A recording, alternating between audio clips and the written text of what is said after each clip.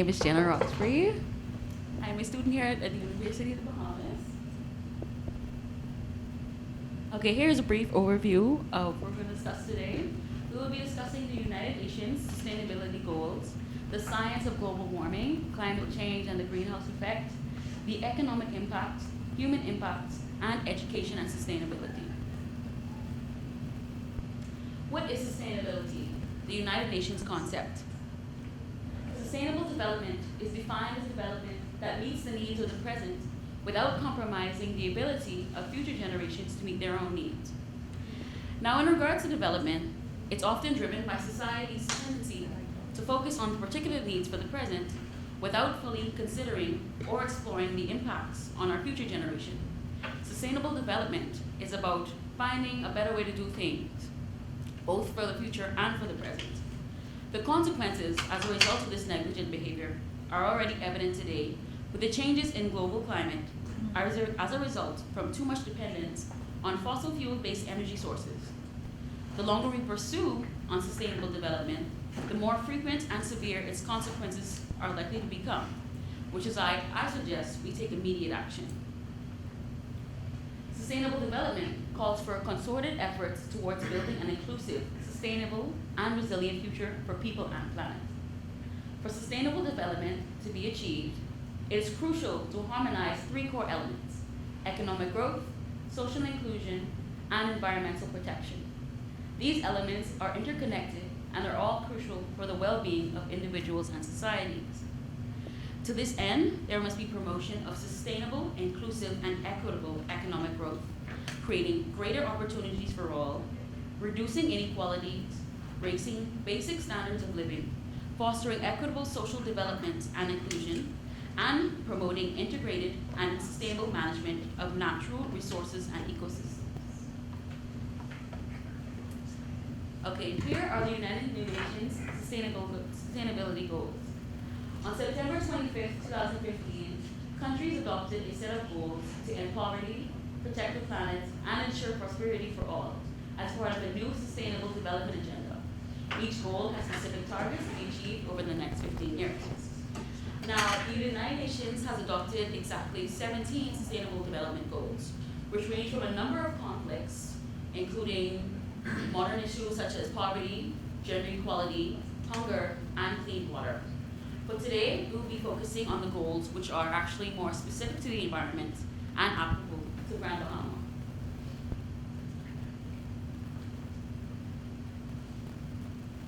These three goals are very relevant to Grand Bahama and our current discussion. Goal 7, ensure access to affordable, reliable, sustainable, and modern energy for all.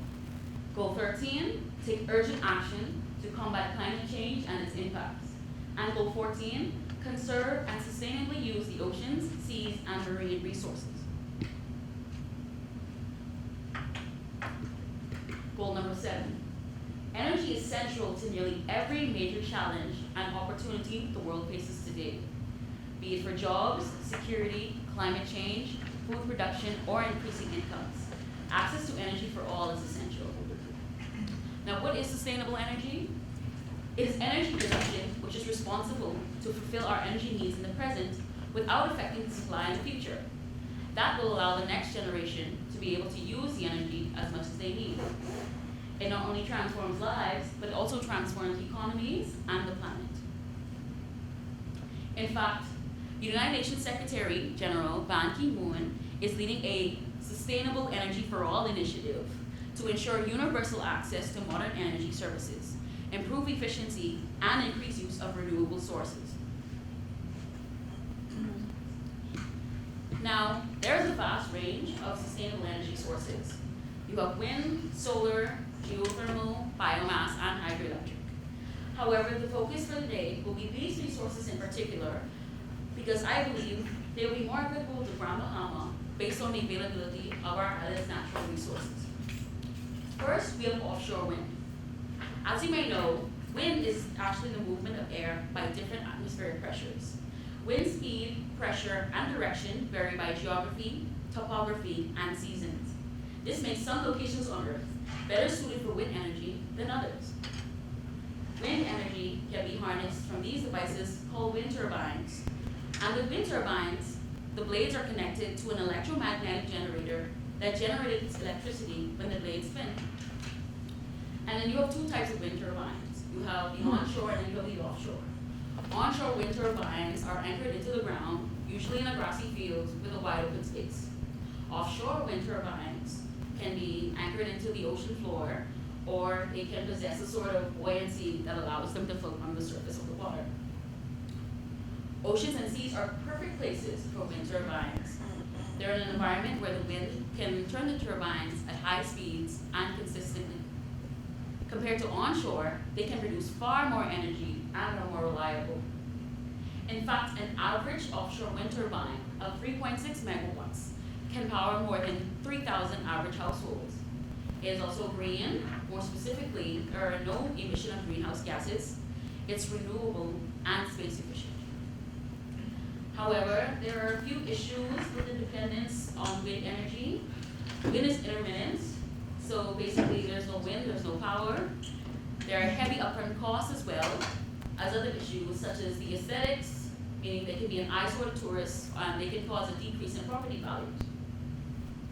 And then we have tidal. Tides are caused by the gravitational pull of the moon and the sun along with the rotation of the earth.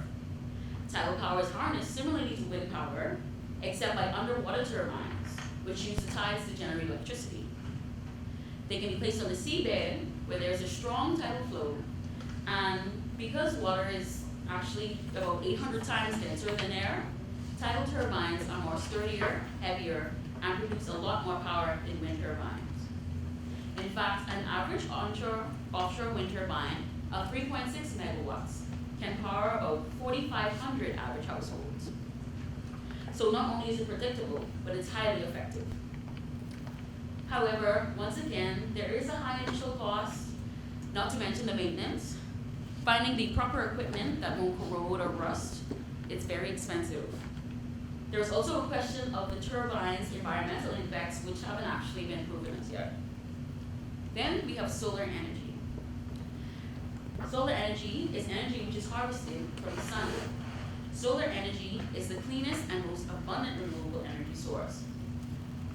One way of harvesting the energy from our brightest star in the sky is by solar panels, which work by allowing photons or particles of light to knock electrons free from atoms, generating a flow of electricity. Solar energy, like wind, is also renewable. It also has a number of diverse applications. The technology can harness this energy for a variety of uses, including generating electricity, providing lights or comfortable interior environments, and heating water for domestic, commercial, or industrial use. And although the cost of maintenance is pretty low, sustainable energy isn't cheap. There are high upfront investments costing about $15,000 to $17,000, and with installation, about $25,000 to $35,000 for an average residential system. However, let's not think about the expenses. One of the main benefits from adopting more sustainable energy sources is actually to combat the emission and combustion of fossil fuels, which leads to climate change. This highlights the strong connection between goal number 7 and goal 13, which I will now discuss. Goal 13 requires us to take initiative in order to combat climate change. Climate change is affecting every country on every continent. It is disrupting national economies, changing weather patterns, rising sea levels, and causing more extreme weather events. The greenhouse gas emissions from human activities are driving climate change and continues to rise. Climate change is a change in global or regional climate patterns, in particular, a change attributed largely due to increased levels of atmospheric greenhouse gases, such as water vapor, carbon dioxide, methane, or surface layer ozone. Grand Bahama faces immediate and long-term threats from climate change. It is suggested that the strongest hurricanes are likely to intensify and grow in a warmer and more humid atmosphere over the oceans. There's also an issue with the rise in sea levels due to the increase in global temperature, which causes seawater expansion and takes up more space in the ocean basin. So, It's important for us to work in order to combat climate change by reducing greenhouse gas emissions, and that means utilizing our renewable resources. This is especially true for more developed countries who are highly industrialized and have a larger carbon footprint, and then leave small island states, such as the Bahamas, more vulnerable to the effects of global warming. Unfortunately, another one of our natural resources, which is greatly threatened by greenhouse emissions, is our ocean, which leads me to our final sustainable development goal, goal number 14. Goal number 14 requires us to take initiative in protecting our marine ecosystem.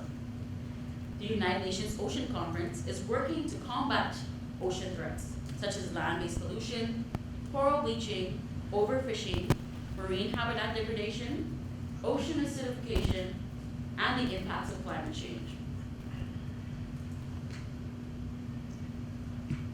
Marine resources are an essential component of Grand Bahama's economic future.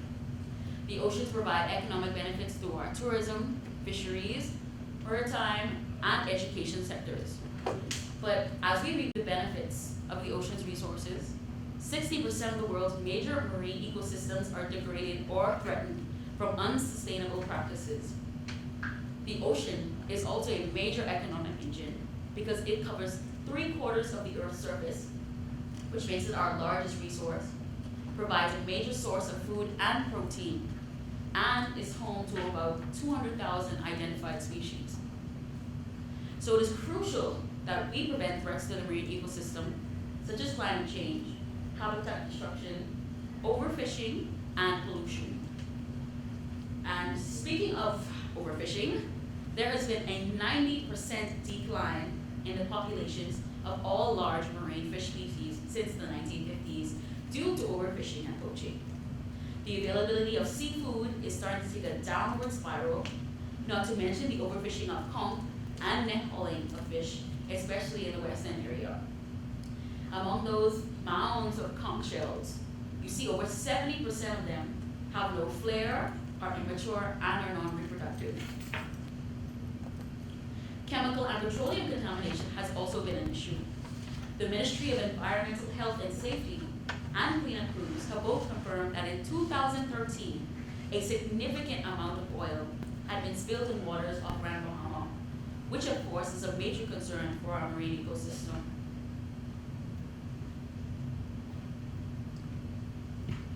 So all in all, in order for us to pave the way to a sustainable future, Goal 7 must be our focus, as the main issues explored in Goals 13 for climate change and 14 for ocean protection are strongly impacted by the combustion of fossil fuels, which can be reduced by adopting more renewable sources of energy, such as those discussed in Goal 7. So, with an adequate amount of time and money invested, along with taking the proper initiatives, I sincerely hope we will be able to transition to a more sustainable Grand Bahama. And thank you. Good afternoon. Okay, the science of the matter. First, we're going to start by describing the greenhouse effect. The greenhouse effect is a process by which the Earth's surface is formed. When the sun's energy reaches the Earth's surface, some of it is reflected back into space, and the rest is absorbed by greenhouse gases. Greenhouse gases include a number of different substances. The major ones are carbon dioxide, water vapor, methane, and nitrous oxide. Now, these gas molecules are all made of 3 or more atoms that are held together by covalent bonds. They are held together loosely enough that they vibrate when they absorb heat. Eventually, the vibrating molecules release the radiation, which will likely be absorbed by another greenhouse gas. This process keeps heat near the Earth's surface. Carbon dioxide affects the Earth's climate more profoundly than any other gas in the Earth's atmosphere. This can be attributed to the abundance of carbon dioxide in the Earth's atmosphere when compared to any other gas. Nonetheless, all of these greenhouse gases play an essential part in the atmosphere. They help to keep the surface of the Earth warm, and without them, the greenhouse would collapse, sending the Earth's temperature from 57 degrees Celsius to as low as negative 0.4 degrees Celsius. The sources of these greenhouse gases can be natural as well as anthropogenic or man-made. Natural sources can derive from things like water evaporation, volcanic activity, and respiration. Now, if we take a look at the pie chart, we can see the derivation of different anthropogenic sources. Water and wastewater make 3% of the global greenhouse gas emissions. Energy supply makes 26%, transport 13%, residential and commercial buildings 8%, industry 19.5%, agriculture 13.5%, and forestry 17.5%. The current problem stems from levels of greenhouse gases reaching unheralded levels, and these problems include global warming and by extension climate change. Now, what exactly is global warming and climate change? Global warming refers to an upward temperature trend across the entire globe. This trend started most notably in the 1970s due to the increase in fossil fuel emissions in the Industrial Revolution. Since 1880, the average surface temperature has gone up by about 0.8 degrees Celsius relative to the mid-20th century baseline. Climate change, however, refers to a broad range of global phenomena created predominantly by burning fossil fuels, which add heat-trapping gases to the Earth's atmosphere. These phenomena include the increased temperature trends described by global warming, but also includes changes such as sea level rise, ice mass loss, shifts in flower/plant blooming, and extreme weather events. Now to recap, global warming refers to the upward temperature trend across the globe, while climate change refers to the effects caused by adding greenhouse gases to the atmosphere. This includes, but is not limited to, a rise in global temperature. Now, how does climate change affect Grand Bahama? Climate change affects or impacts Grand Bahama primarily by way of hurricanes. Though an increase of the Earth's climate temperature would not affect the frequency of hurricanes developed, it could affect the strength of these hurricanes. An increase in sea level is another potential long-term impact of the climate change in Grand Bahama. To further prove the effects of climate change on Grand Bahama, a closer look can be taken at Grand Bahama's hurricane history.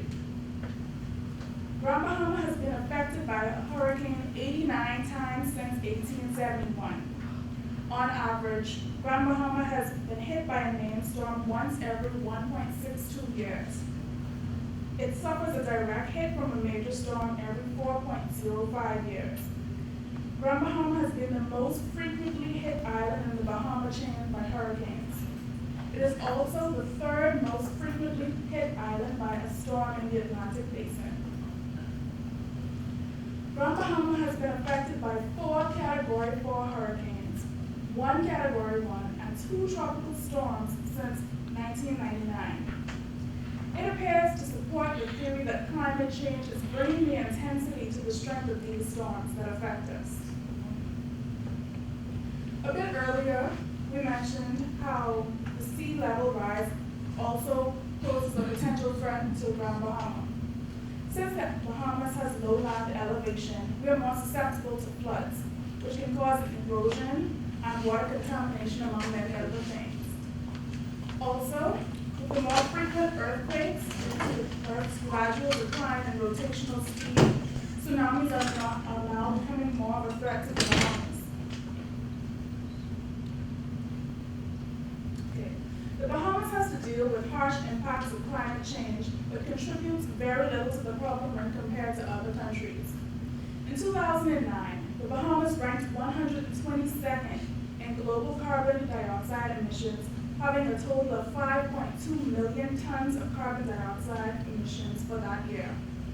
This is hardly significant when compared to nations such as China, whose 10,720 million tons of carbon dioxide emissions make up 30% of the total carbon dioxide emission, and the United States, whose 5,180 million tons of carbon dioxide emissions make up 15% of the total carbon dioxide emission rate.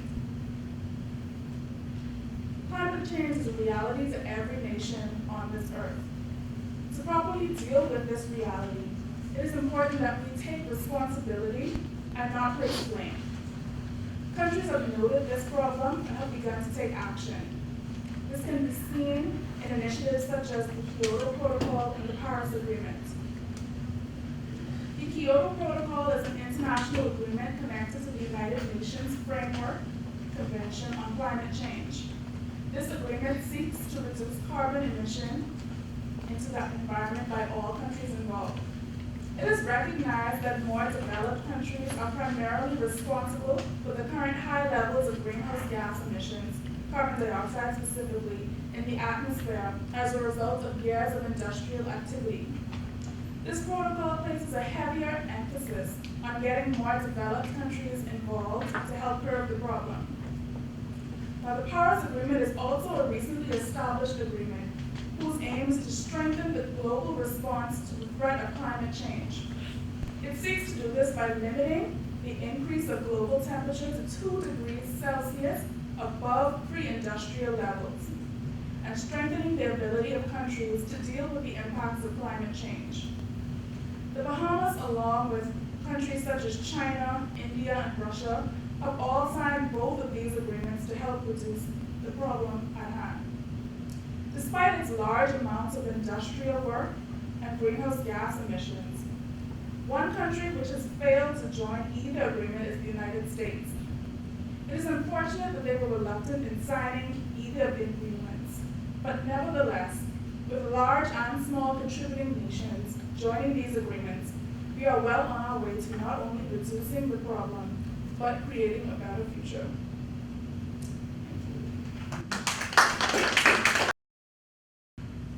I'll be discussing the economic impact of hurricanes on Grand Bahama Island. So first, I'm going to state some statistics on insurance claims after Hurricane Matthew. Then I'm going to speak about government expenditure and post-hurricane assistance. Next, I'll talk about positive and negative economic impacts of natural disasters. And then I'll highlight 2 businesses whose operations were interrupted due to recent hurricane passages. And finally, I'll address the economic impact of new and improved building codes. Okay, some statistics.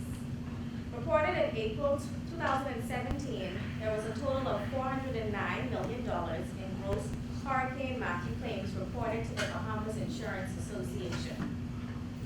At that time, Grand Bahama had accounted for almost 2/3, or 65%, of the total $409 million. The capital, New Providence, accounted for 31%, and the Family Islands, just at 4%.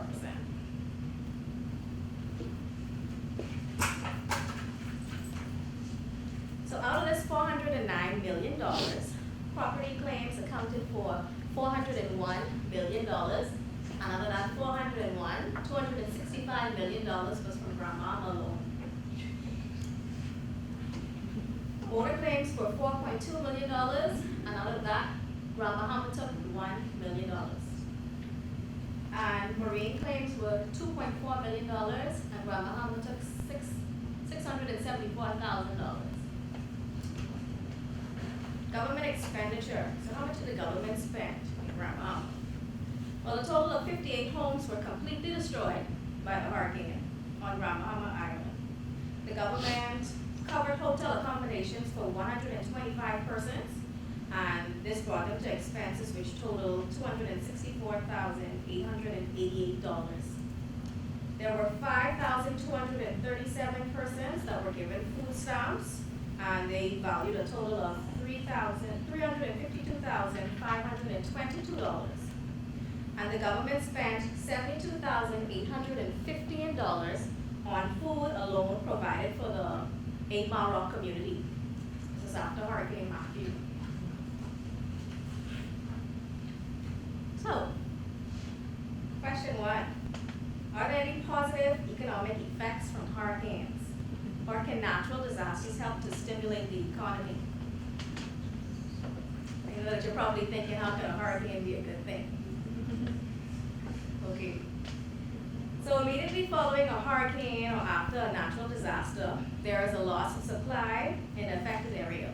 The people, land, buildings, and other resources can no longer supply the same level of output, and power outages can halt production. For example, when an earthquake and tsunami hit Japan, their factories were destroyed and their homes were destroyed, and the loss of auto parts forced shutdowns even in factories in the United States. This loss of output is matched by a loss of income for workers and companies. So a possible positive impact, we have two. The first is job creation. So for some companies, for example, construction business companies, this would be their prime time. So other places like hardware stores or supermarkets, they would also get a spike in business from persons prepping for the storm. And then a second possible positive impact would be foreign currency inflow from reinsurers. So in March 2017, Emmanuel Kamalafe, chairman of the Bahamas Insurance Association, estimated that the nation would benefit from a $300 million foreign currency inflow from reinsurers as a result of Hurricane Matthew. He stated, if anything is positive from a hurricane, it's the foreign currency coming into the Bahamas via the insurance industry that is helping to boost the reserves. So continuing on with this, effects from natural disasters, you would have two effects, a first round effect and a second round effect. For the first round effect, the income and output GDP would fall, and there would be a small quantitative impact if the economy is large or diversified. This brings us to economy comparisons of 4 countries. So we're going to compare Japan, the United States, the Bahamas, and Haiti, and the economy strengths. So Japan, starting with Japan has a strong economy and the resources to start rebuilding quickly after a natural disaster strikes. It is expected that the Japanese GDP will rebound as production is restored to damaged factories. In the event a disaster strikes, Japan has pledged to rebuild the destroyed housing and social infrastructure, and this increase in government spending will likely boost their economy. The opposite case, however, would be Haiti. Haiti has an extremely poor and badly managed economy this was prior in recent natural disasters. Their weak economic base was severely damaged despite substantial international aid response. So Haiti still hasn't recovered from some natural disasters such as the earthquake in 2010. Now, somewhere in the middle would be the United States. The impact of Hurricane Katrina on New Orleans, we can use as an example. It lies somewhere in between. Louisiana has a much greater resources than Haiti, and they were able to draw on assistance from the federal government. To some degree, New Orleans was able to bounce back from the disaster. However, as with decrease in size of population, its economy may never fully recover to the state it used to be. Now, as for the Bahamas, we aren't as well off as the United States, but we are in a better position than Haiti. Okay, so I said there were 2 effects of natural disasters. You have the first round effect and the second round effect. So the second round effect is what happens next. And what happens next is determined on the way the country or the region responds. And this depends on the strength of the economy. So if a country has a really strong economy, they will be able to rebound and maybe rebound quickly. However, if the economy is weak, they might not be able to recover, like Haiti. And if the economy is of medium strength, somewhere in between, then they may recover but not fully recover or recover quickly. So the verdict is in. In short, disasters have a negative impact on output, income, and employment. Measured by GDP, recovery spending may lead to higher output and employment after a period of time, but even this positive effect is somewhat of an illusion because GDP typically does not account for the economic losses from the disaster, and notably loss of capital. So there's no way that a disaster could be viewed as good news economically, even if the GDP is boosted for a few quarters as a result of recovery.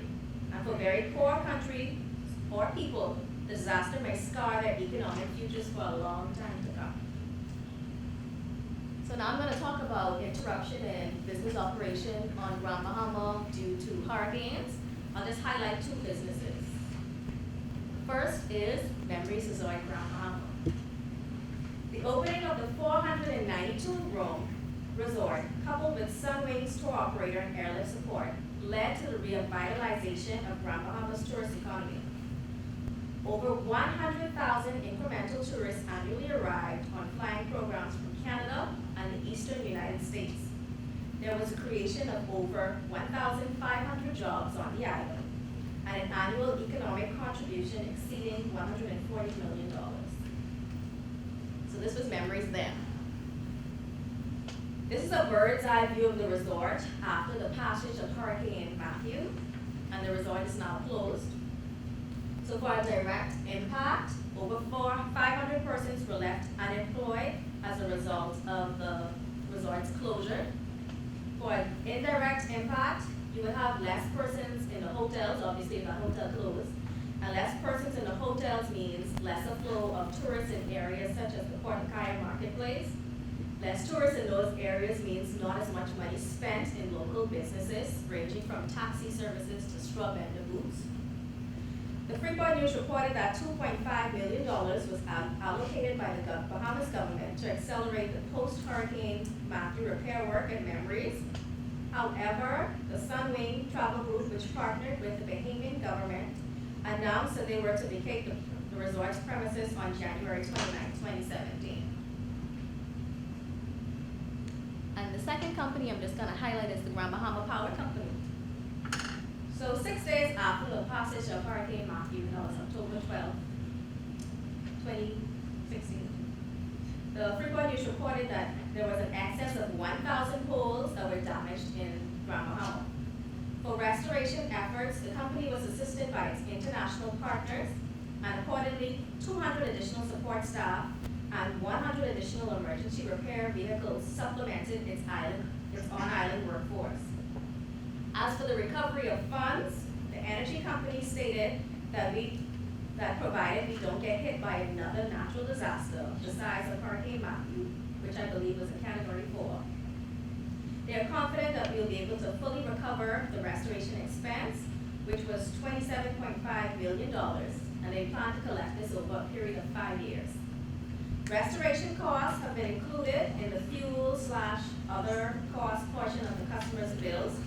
This started in January 2017 and is scheduled to be fully recovered by January 2022. So, what could be the economic impact of new and improved building codes? And these are just some images of the Hunters and the Lewis Yard communities after the passage of Hurricane Matthew. It's better to be safe than to be sorry. Up-to-date building codes outweigh the increase in construction costs. An up-to-date building code will make the community less vulnerable and provides long-term savings for taxpayers, households, and insurers.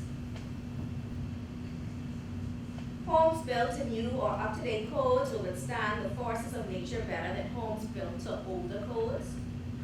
And lastly, it's much more expensive to rebuild homes than to build them correctly in the first place.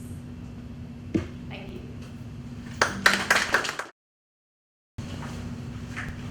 Hurricanes are one of the most powerful forces of nature. When a powerful hurricane hits land, it can cause damage to life and property and is one of the most destructive natural disasters. This afternoon, I would like to focus on the impact of hurricanes on human capital, specifically here in Grand Bahama. With regards to developing sustainability in Grand Bahama, my colleagues have discussed the economic and environmental factors.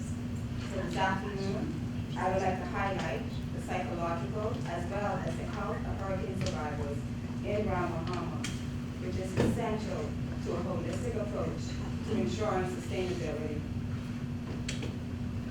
A brief overview, in addition to discussing the impact on human life, I will also discuss some of the health challenges, housing displacement, the psychosocial impact, which was the driving force for the research conducted after the aftermath of Hurricane Matthew. With regards to hurricane relief efforts, most people tend to concentrate on providing the basic necessities for living. However, studies have shown that there are mental and physical health consequences as a result of natural disasters. Therefore, the mental state of Grand Bahamians is paramount when addressing how individuals function in society. While many survive a hurricane with little to no threat to their physical self or property, there were still many Grand Bahamians who were deeply impacted by the devastation of these storms. After the immediate effects of a hurricane, there are many health hazards, as well as the threats of infectious outbreaks. One of the major concerns after a hurricane is the damage to the public water systems as a result of widespread power outages. Waterborne infections after hurricanes pose major health concerns due to the fact that flood water will likely be heavily contaminated with sewage and other toxic chemicals. This can lead to gastroenteritis or diarrhea. In addition, when a hurricane subsides, the pools of stagnant water become a perfect breeding ground for mosquitoes, which increases the risk of the exposure to the Zika virus. In addition, individuals may also be exposed to bacterial infections as well as respiratory infections. This just gives a visual perspective on the destruction and the damages to homes after a hurricane. It is highly likely that the greater the destruction of community devastation, the greater the psychological impact on the survivors. When entire communities are destroyed, everything that is familiar is gone. As a result, survivors become disoriented. They may experience elevated levels of distress after experiencing widespread community destruction. The mental health assessment. After a hurricane, survivors are left to cope with trauma, loss, crisis, and psychological distress. This not only increases the risk for developing mental disorders such as depression, this can also exacerbate pre-existing disorders. Therefore, in an effort to gain insight regarding the severity of distress and the mental wellness of hurricane survivors in Grand Bahama, a psychosocial support team was assigned to the devastated areas of 8 Mile, West End, Hunters, Pinders Point, Lewis Yard, Freeport, and East Grand Bahama. Psychosocial support was provided to approximately 170 families, during which time information was also gathered to assess the levels of psychosocial needs.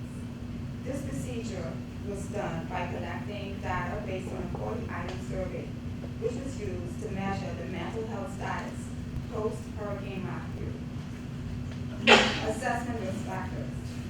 Individuals exposed to natural disasters may experience a myriad of psychological problems, such as post-traumatic stress disorder, grief, stress-related costs, substance abuse, and suicidal ideation. 3 main groups that emergency planners should focus on when providing psychosocial and mental health are individuals who are at risk of distress, mental health problems, and mental disorders, people who have continuing needs for mental health services for pre-existing conditions, as well as those involved in the emergency, which could be provoked or precipitated by the relapse of pre-existing mental disorders. The main goal of the team is to refer individuals requiring assistance as a result of experiencing significant psychological distress. I just want to highlight some of the trauma and some of the response from the survey. We had persons who experienced intense, unpredictable feelings, irritability, mood swings, anxiety and depression, flashbacks, confusion or difficulty making decisions, fear that the emotional event will be repeated, change in their interpersonal relationship skills, and also physical symptoms such as headaches, nausea, and chest pains. So this graph represents the age demographic of the individuals that were interviewed. You can see here starting from age 18 and it goes up to 61 and older. Most persons were in the 51 to 60 age range, but the greatest majority of people that we interviewed were in the 61 and older age demographic. This slide represents communities that experience the most damage. So I just want to highlight in case you cannot see, we have West End, 8 Mile Rock, Pinks Point Hunters, Lewis Yard, Freeport, and Grand Bahama, with most of the damage being done in West End and 8 Mile Rock. I also want to point out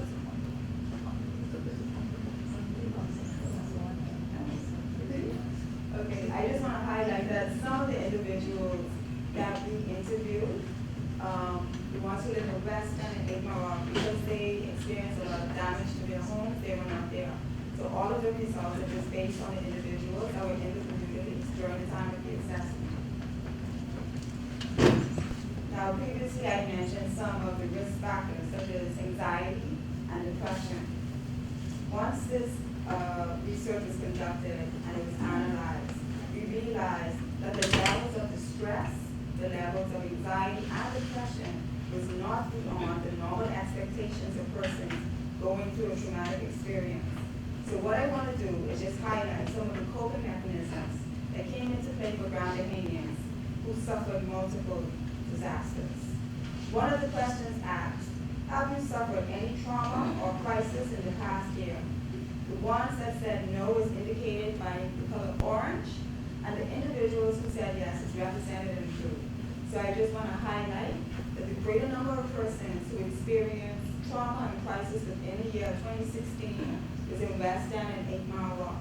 What we really wanted to do, we wanted to determine individuals who had simultaneous crisis. These were people who had previous medical health issues. They may have suffered the loss of a loved one, or they were unemployed prior to Hurricane Matthew. Another question that we asked, how much are you distressed by worrying about the future?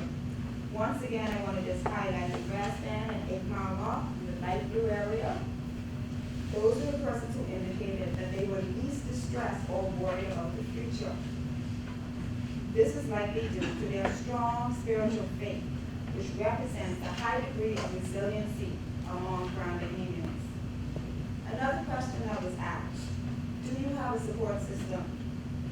About 35 persons indicated no, and of the 170, 125 persons indicated that they did have a strong support system. Ladies and gentlemen, this led us to believe that resiliency is key to ensuring sustainability in Grand Bahama, as well as strong family and community support, which was demonstrated by Grand Bahamians after Hurricane Matthew. Even for individuals who did not have a strong family support system, the roles of the government as well as the non-governmental organizations during this natural disaster has been one of the greatest assets in sustaining human capital. I would just like to acknowledge some of these noteworthy organizations, the administrators of governmental and private organizations, Urban Renewal 2.0, NEMA, Public Health Authority, the Red Cross, the Department of Social Services, the Salvation Army, the Grand Bahama Port Authority, the Royal Bahamas Police Force, and the Grand Bahama Power Company. Each organization played a pivotal role in minimizing the health and the mental risk for many of the persons that experienced the disaster of Hurricane Matthew. By having these support systems in place, the Bahamian government ensures the sustainability of its human capital. As stated by a previous Prime Minister, the health of a nation is the wealth of a nation.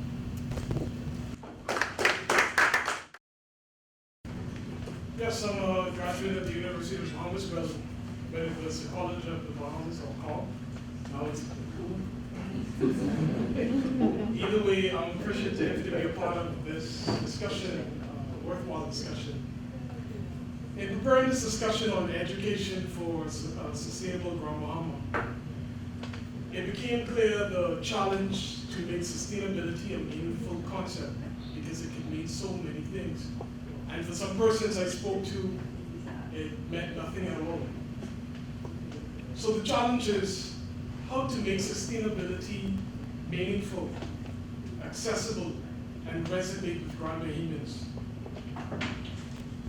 Sustainability can simply be surmised as to maintain.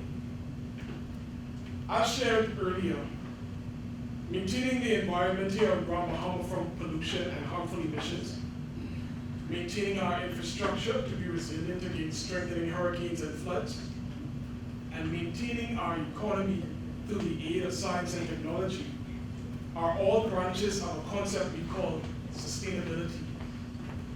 They explain the what aspect of sustainability. Still, the fact that the level of public attention and respect have not seemed to respond in parallel to increasing environmental and economic threats explains the why aspect of sustainability and its importance in shaping Grand Bahama's future.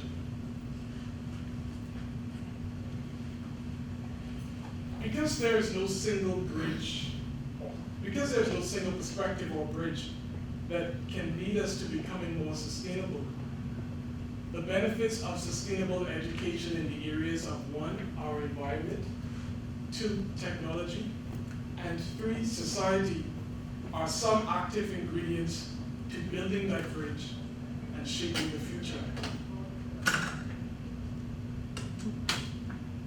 To influence a sustainable culture means reaching all ages, from children to adult. So how do we live and learn to climate change? How do we respond? We can respond first through education. Education is a fundamental right and also the most powerful tool we have for sustainable development. David Orr, author of Earth and Mind, puts it, if you don't reflect on what education strengthens in our society and what it weakens, then it can make us more effective handlers of the earth.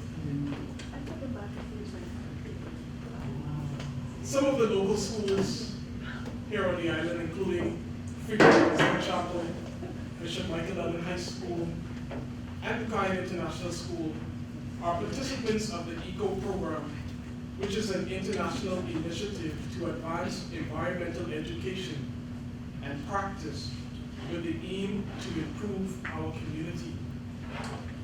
Hugh Campbell Primary and some schools in West Grand Bahama are a few of the government institutions involved and are said to be in the infancy stages of the ECO School program. Getting private and public schools involved in the ECO School program demonstrates the work of an island-wide sustainable education drive. The idea is that by educating students about the advantages of protecting the environment, they will likely implement the practice from school to home, thus creating a community and cultural mindset geared to sustainable living. Ms. Nakira Wilstrom from the Grand Bahama Port Authority, I see she's in the audience, so I better pull her. She shared similar sentiments, adding that the aim of the GBPA, under the guise of the Keep Grand Bahama Clean initiative, is to reach our youth, presuming that they will influence their homes and parents to a sustainable way of life, end quote. The Eco School campaign has reaped dividends, and it promotes campuses that are litter free. It has also caused for the engagement and implementation, in some instances, of an aquaponics system, which is an exciting method of growing food that can yield 3 to 20 times more than traditional field agriculture, and can be built anywhere since it does not depend on soil. This, you see, can become the birth of not only an earth-conscious community, but something great for the economy of Grand Bahama, given its opportunity for local farming. It is admirable to see schools that strive to make sustainability and sustainable development part of its profile, a distinguishing feature in a competitive school system where more focus seems to be placed on having the best test scores or winning competitions. While that's not a terrible ambition, why not channel that competitive wherewithal or give like precedence to building a sustainable future that students, families, and future generations can enjoy? Bahamas National Trust Director of Parks for the island of Grand Bahama, Ms. Letitia Anderson, noted the importance of mangrove to Grand Bahama's survival. Mangroves were described as, quote, the natural barrier of protection and seawall from inland flooding, as well as a nursery for fish and other marine life, end quote. Mangroves enable the survival of the same species of fish that we consume. No mangroves, no fish. No fish, and we open the door to health problems and poor diets, and with poor diets, we can create a irritable generation that is quick to attack, contributing to a crime problem, and slower to learn, contributing to an education problem. This chain of decay, beginning from our natural habitat and ending with our society and people, is what can happen if we lose one part of our ecosystem, mangroves. Unfortunately, the majority of the interest in Grand Bahama's parks and mangroves was said by Ms. Anderson, quote, to be tourist and that there was a constant struggle to reach Grand Bahamians at large, end quote. Thankfully, programs such as the Youth Environment Program have begun engaging students with our mangrove and wider environment, providing hands-on learning that is fun, that is stimulating, given that the 5 senses are engaged, and thus the learning experience becomes memorable. It's a program pioneered by Grand Bahama's own Joseph Darwin, and includes a cadre of 45 students, 12 years and under, who embarks on learning adventures twice a month. It is encouraging, and is my hope, that out of the thousands of students on the island, more students can be engaged on our natural habitat and its benefits to them, to us, and to our future. In an effort to promote continuous development of such educational drives like YAP or like the Eco School program, it is important too that the program's success and failures are measured and analyzed with an aim to become and to remain relevant and a working template for our island's education sector. Seeing the need to have cleaner air and the need to reduce carbon emission, we see companies responding by designing new cars like the Grand Bahama Power Company Green Cars, a hybrid car which they promoted a few years back and which is used for advertisement. However, the effectiveness of the message behind the hybrid cars raises a few questions. Is there an island-wide drive to educate and promote the idea of cleaner air through greener cars and policy exemptions? Or is this all just a green facade? Is it just a business opportunity rather than a community-driven movement? Being critical of drives such as this is an important part of education, questioning where things come from. Why is it there? Is the promotional drive successful? And if not, how can it be done differently? On the other hand, there would be some who would argue that Grand Bahama is a relatively clean island with clean air, particularly given our abundance of pine forests. However, as seen in the slide, the threat of climate change has begun eroding some parts of our pine forests as a result of ocean surges. Still, some may have the notion that Grand Bahama's population is relatively small in proportion to its landmass, and that any pollution caused by the people would hardly rattle the measuring stick of environmental concern. However, each litter, each abuse, each form of pollution can grow to create an insurmountable mound of danger to our ecosystem, creating an air hazard and or threaten our livelihood. The numbers may be few now. Some may see no need to regulate car emissions now. But later, if not already, we will pay the price. In building a sustainable future, the education to safeguard our environment must begin now.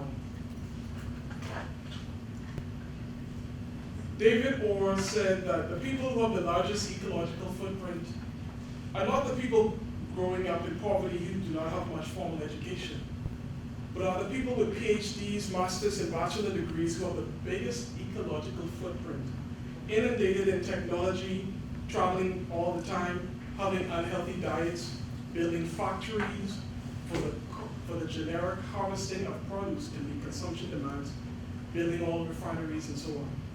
Of course, I added that last part.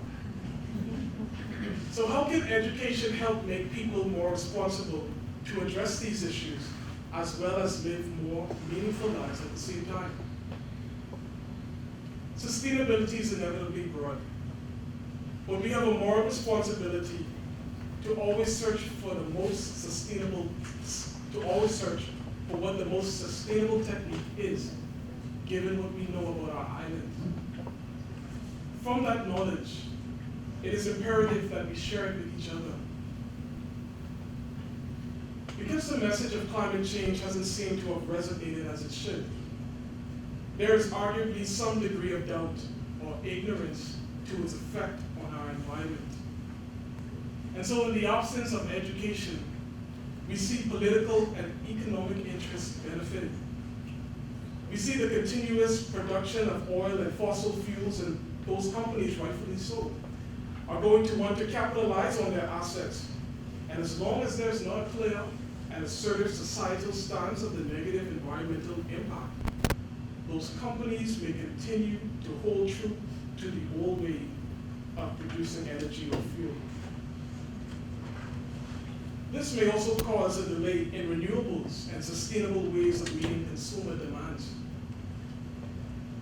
Reiterating an earlier idea, ignorance to our natural habitat can open the door to abuse and island decay. This slide was from UNESCO's conference in Paris at COP21, which spoke of the idea of changing minds through education, science, and culture. Ultimately, in talking about mitigating climate change, we're talking about changing our lifestyles and values. And to do that requires a change in mindset.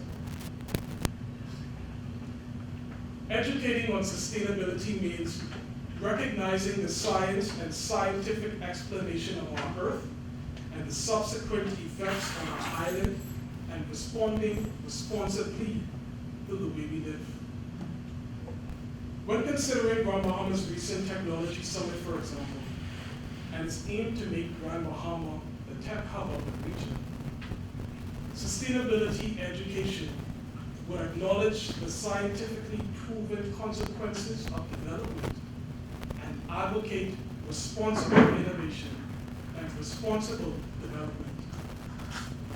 You see, when we talk about sustainable education, we're talking about learning to live within boundaries and respecting those planetary and environmental boundaries, in spite of the temptation to break them in an effort to expand or develop.